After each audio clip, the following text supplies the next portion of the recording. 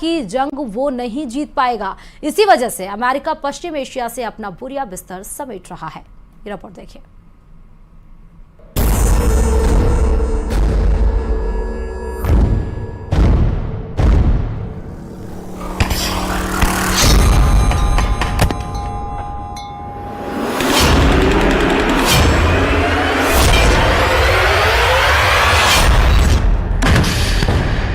Iran के war game का पूरा प्लान सामने आ गया है।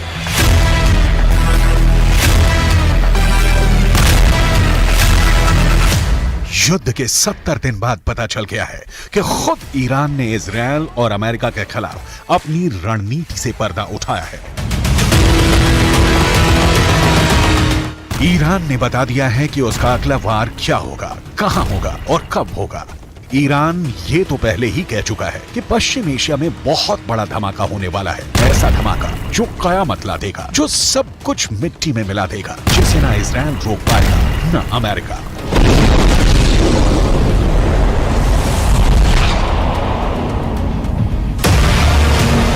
पर अब ईरान ने जो कहा है उसने अमेरिका और इजरायल की सांस हलक मिला दी है। ईरान की सेना की ब्रांच IRGC यानी इस्लामिक रिवॉल्यूशनरी गार्ड कोर के प्रमुख ने पूरी दुनिया के सामने सीना ठोक कर साफ साफ कहा है कि गाजा की लड़ाई तो बहुत छोटी है। ईरान का मकसद इजरायल को बहुत बड़ी जंग में घसीटने का है। इतनी बड़ी और पेचीदा जंग जिससे इजरायल और उसका दोस्त अमेरिका जितना बाहर निकलने की कोशिश करें उतना ही दलदल की तरफ फंसते चले जाएं।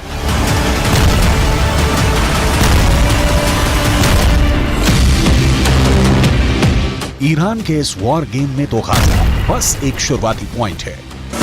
ईरान की साजिशों का जाल गाजा से शुरू होकर इजरायल के पड़ोसी देशों लेबनान, सीरिया, इराक और इजरायल के दक्षिण में मीलों दूर बसे यमन तक फैला हुआ है।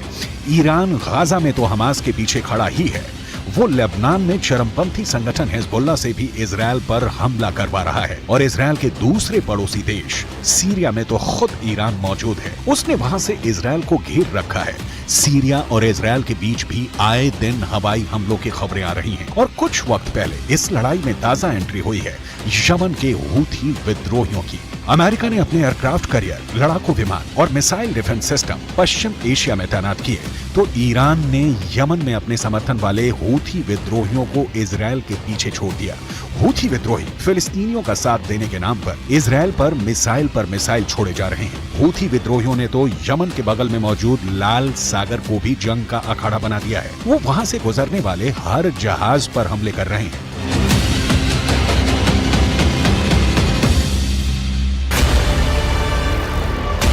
हूथी विद्रोहियों ने कसम खाई है कि जब तक इजरायल गाजा में शांत नहीं होगा तब तक लाल सागर से उसका एक जहाज नहीं निकलेगा। हूथी लड़ाके लाल सागर में इतने हमले कर रहे हैं कि खौफ के मारे जहाज कंपनियों ने वो रूट पकड़ने से ही तौबा कर ली है। इस वजह से एशिया से यूरोप और यूरोप से एशिया जाने वाले पानी के जहाजों को पूरे के पूरे अफ्रीकी महाद्वीप का लंबा चौड़ा चक्कर लगाना पड़ रहा है, जिससे सफर महंगा हो रहा है और पूरी दुनिया पर उसका असर पड़ने लगा है। इसलिए अमेरिका और ब्रिटेन जैसे उसके दोस्तों को लाल सागर की पहरेदारी करनी पड़ रही है। हूथी विद्रोहियों से लड़ने के लिए उन्हें अपने जंगी जहाज समंदर में उतारने पड़े हैं और एक दिन पहले तो हूथी विद्रोहियों ने ड्रोन से ऐसे ताबड़तोड़ हमले किए कि अमेरिका और ब्रिटेन ने लाल सागर में 15 ड्रोन मार गिराए। तो क्या ईरान की चाल में फंस गए हैं अमेरिका और इजरायल? अमेरिका और इजरायल अपने ताकतवर हथियारों और पैसे के दम पर गाजा की जंग लड़ रहे हैं, मगर ईरान की IRGC के हेड मेजर जनरल हुसैन सलामी ने दो टूक कहा कि पश्चिम एशिया की जंग न पैसों से जीती जा सकती है न हथियारों से। उन्होंने अमेरिका पर बेहद तीखा वार किया और पूछा कि क्या अफगानिस्तान पर कब्जा अमेरिका को जीत दिला पाएगा? क्या अमेरिका इराक में टिक पाएगा? क्या अमेरिका सीरिया में जीत पाया या उसने वहां सिर्फ पैसा पानी की तरह बहाया? क्या अमेरिका करोड़ों डॉलर खर्च करके लेबनान या यमन में कुछ हासिल कर पाया या फिर उसे हार कर मैदान छोड़ना पड़ा? ईरान के मेजर जनरल ने अमेरिका पर जो सवाल उठाए वो अहम है। अफगानिस्तान उसका सबसे ताजा उदाहरण है। अमेरिका ने वहां 20 साल तक अपनी सबसे लंबी जंग लड़ी, मगर 2 दशकों में भी वो वहां से तालिबान का सफाया नहीं कर पाया। तो क्या ईरान अमेरिका के अफगानिस्तान वाली गलती को उसके और इजरायल के खिलाफ अपना हथियार बनाना चाहता है? क्या गाजा को इजरायल के लिए अफगानिस्तान बना देगा ईरान?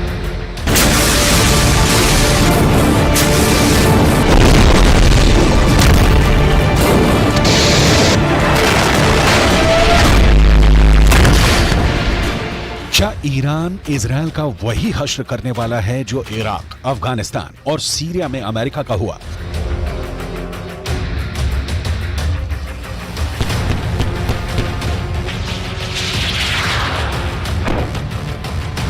ये सवाल इसलिए क्योंकि जिस दूसरे विश्व युद्ध के बाद अमेरिका सुपर पावर बनकर उभरा, उसके बाद वो मुश्किल से ही कोई अहम जंग जीता है। अमेरिका के साथ मुश्किल ये है कि वो एक साथ दुनिया के अलग अलग कोनों में कई मोर्चों पर लड़ रहा है।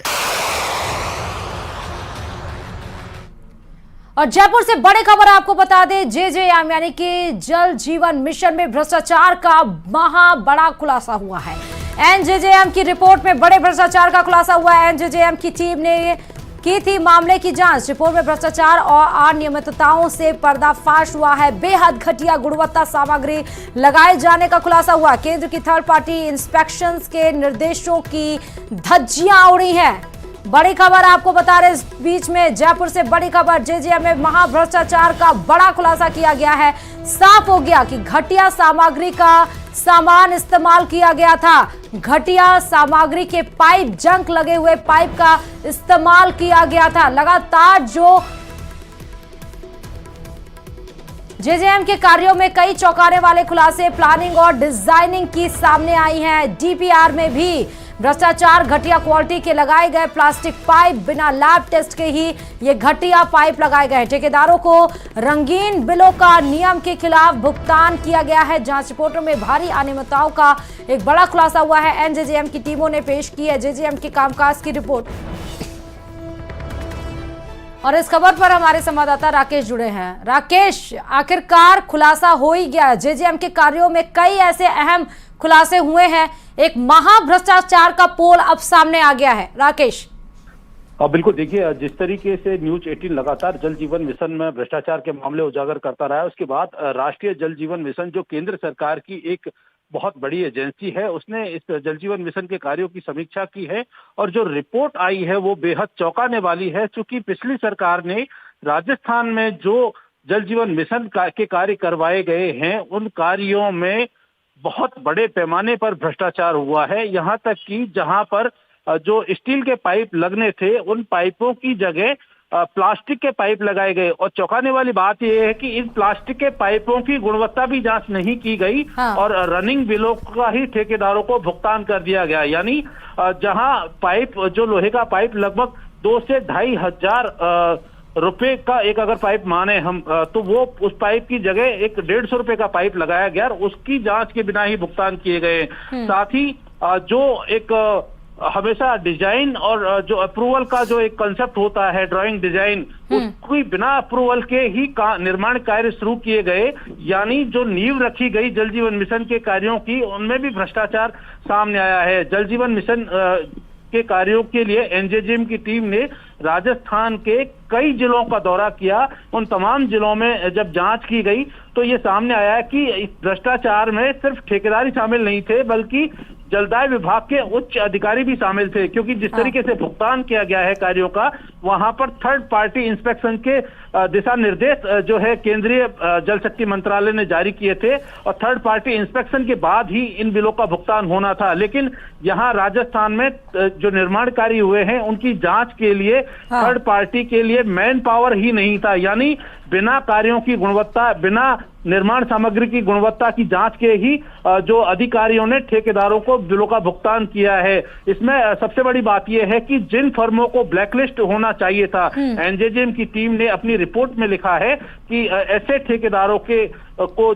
जो विभाग के अधिकारी और संबंधित एजेंसियां हैं, उन्होंने जो है कहीं ना कहीं बचाया है और उनके साथ उनकी मिलीभगत संलिप्तता भी सामने आई है। जो पाइप लगाए गए हैं, DI पाइप और जो HDPE पाइप है, उन पाइपों के लिए जो फैक्ट्री के दिशा निर्देश थे कि क्या कुछ वहां पर होना चाहिए था, किस तरह की गुणवत्ता मेंटेन करनी चाहिए थी, वो भी उन फैक्ट्रियों में नहीं पाई गई। तो लगाई गई निर्माण सामग्री में तो बिल्कुल ही नहीं पाई गई है। राकेश, यानी इसका मतलब ये है कि इतना बड़े सीमा पर भ्रष्टाचार और किया गया है और इसीलिए जब बारिश या मौसम खराब होता है तो जीवन लोगों के अस्त व्यस्त हो जाते हैं, सड़कों पर पानी जल भराव की समस्या आने लगती है।